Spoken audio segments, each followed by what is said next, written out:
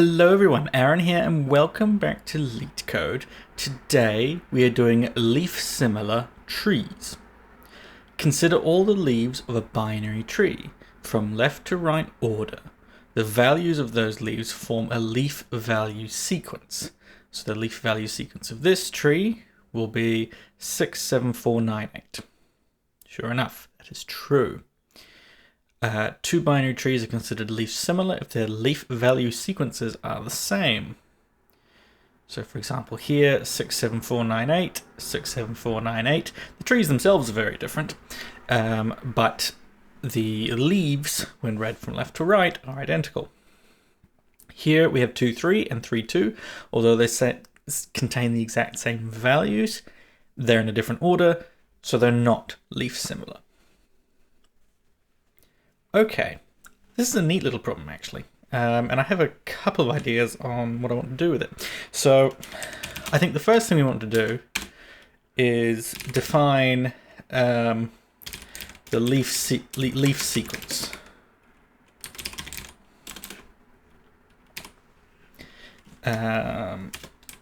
Self root.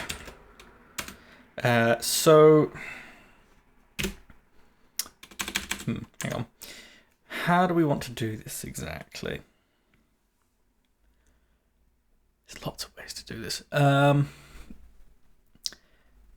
think the easiest way to do this will be... What do I want to do? Okay, doing this the easy way is actually a little bit difficult. I'm going to use a rather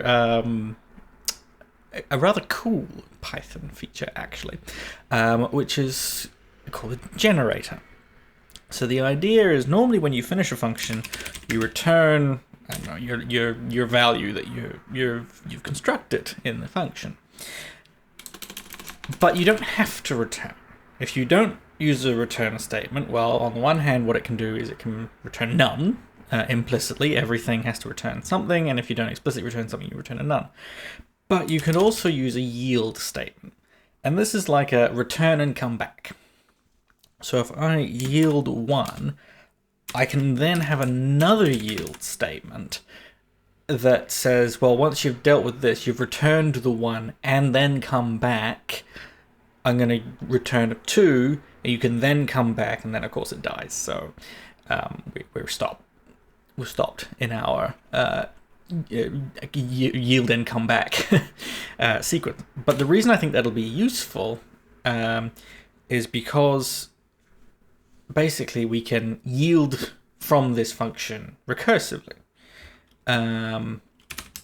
If root is none, return. Here we are going to return just nothing at all. We're going to stop. If root dot left is none and root dot right is none, if both the children are none, this thing is a leaf. We want to yield the root dot val. So if we've got here, we're looking with the left is none and the right is none, so we want to yield this thing. Else what we want to do is we want to basically yield from self.leaf sequence on the left, and then we want to yield from self.leaf sequence root.right. That's not how you spell yield. Whoops. That is how you spell yield. So let's actually go through this. For leaf in fact, no. Let's do print list self.leaf sequence root 1. So let's just run that and see what happens. We see we get as output 6, 7, 4, 9, 8. 6, 7, 4, 9, 8. Perfect. The reason I wrapped it in a list here is because this thing is an iterator. It produces these values one by one. So if I was to just not have that that list thing there, I would get a rather useless looking output. I've got a generator object. This thing will generate values, but it hasn't actually generated anything yet. So let's do left is that, right, hands on the keyboard in the right place, self.leaf sequence of root 2. Let's see them both. But I'm most interested in if they're the same.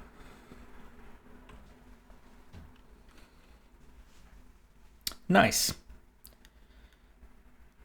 So here we can see the leaf sequences are 67498, 67498, and 67498, 67498. Perfect. And of course it returned true. If we do the other case, we see the leaf sequences are 2, 3, and 3, 2, which is exactly what we produced, and we said they are different, which is correct.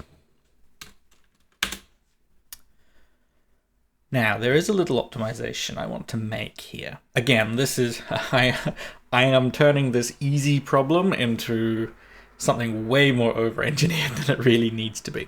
But here when we take a list, if these generators by themselves don't use very much memory, which is the entire point of having generators. As soon as I turn it into a list, I need to create space for this big long list of items. And that will take up, well, if it's a binary tree, up to half the leaves. Half the nodes in it can be at the bottom. So that's order n from this side. So this is going to be an order n list, and this is going to be another order n list. That's a lot of memory if these things get large. Now, I believe this problem says they don't get very large. No, they don't. These things can be very small. The loud motorbike going by my window is distracting. But what we can do instead is we can actually start going while true. L is equal to, let's get rid of these list things. Now we can't just immediately test whether two generators are the same or not. Because what that will do is basically try and ask are two functions the same, and that's an impossible to answer question.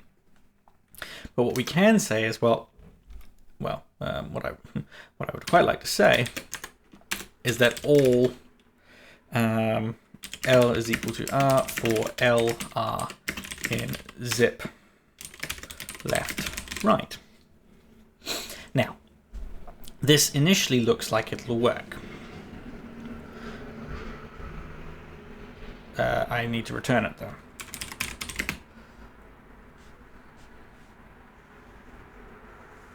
Yeah, so this initially looks like it'll work fine. The problem is, I think what I can do is produce a bad test case. By doing a... If I leave that one the same, and then I do a 9, I think that is correct. Yeah, so here they start the same, but one of them has an 8 on the end, the other is missing an 8 from its leaf sequences.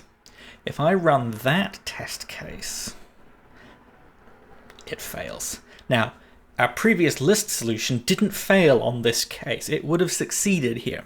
The reason this is failing is because zip truncates. If these two are different lengths, it goes until it reaches the end of the shorter one. So we need to actually use a different function here. itertools.zip longest. What that will do is it'll take to the longer sequence and just fill in whatever side is missing with nuns. And now these things are always integers, so there's never going to be a none that we have to try and account for in our leaves. So that's a perfectly good thing to do. None is equal to some integer. Well, that's always false. So why is this better? Well, all actually consumes generators. Its zip longest consumes generators and produces a generator. So what happens is we compute one integer on the left and then pause.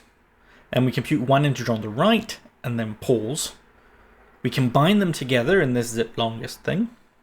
And then we compare that they're equal and keep track of that inside the all. All of that is just order 1 memory. Plus a little, no, it's order 1. I was going to say there's plus a little bit of overhead for maintaining the generator, but that's still order 1. It's still just a constant amount of memory. So this actually uses very little memory to run, which is very nice. It doesn't take any longer to, well, there might be a small performance penalty just because generators are potentially a little more memory, a little more work to maintain behind the scenes. But most of the time it's not going to be some meaningful difference. Excellent. So memory-wise, it's about the same as everything else. I suspect that's just because it's using almost no memory anyway. These things are never going to be big. This would only be a problem if you're dealing with a tree of millions of nodes. That's fine. That is what it is. I'm so used to having to deal with things with millions of nodes that I forget sometimes that if it works for 200, it works for 200. That's all you need. Anyway, that is going to do it for me today. Do remember to like, comment, subscribe, all of that good stuff, and I will see you next time. Bye.